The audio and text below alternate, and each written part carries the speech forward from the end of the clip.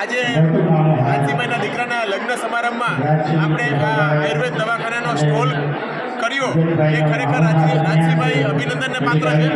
એમણે સામેથી એપ્રોચ કર્યો કે સાહેબ આપણે લગ્ન સમારંભ છે એમાં આપણે પ્રાકૃતિક ખેતીનો એક સ્ટોલ રાખીએ છીએ અને આપણે એક દવાખાનાનો સ્ટોલ રાખવો જ જોઈએ. જેમ ખેતી ઓર્ગેનિક છે, પ્રાકૃતિક છે, એમ આપણી આયુર્વેદ ચિકિત્સા પણ રાજસીભાઈ કે આપણી આ ઓર્ગેનિક ચિકિત્સા કહેવાય કે આપણી પ્રાકૃતિક ચિકિત્સા કહેવાય.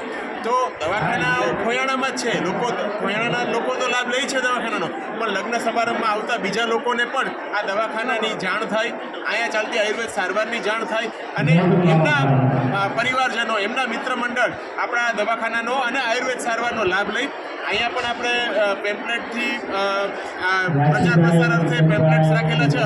અલગ અલગ રોગોમાં કે સ્વસ્થ રહેવા માટે શું કરવું એના વિશેની માહિતી દર્શાવતા પેમ્પલેટ રાખેલા છે. ઋતુચર્યા, દિનચર્યાના બેનર્સ રાખેલા છે, જે પણ લોકોએ અહીંયા લાભ લીધો છે અને ભવિષ્યમાં પણ આપના માધ્યમથી હું જણાવું કે આપને અથવા આપના પરિવારને આયુર્વેદ ચિકિત્સાની ક્યારેય પણ જરૂર પડે ત્યારે સરકારી આયુર્વેદ દવાખાનાનો ખોયાણાનો આપ જરૂરથી સંપર્ક કરશો અને યોગ સારવાર પણ ઉપલબ્ધ છે.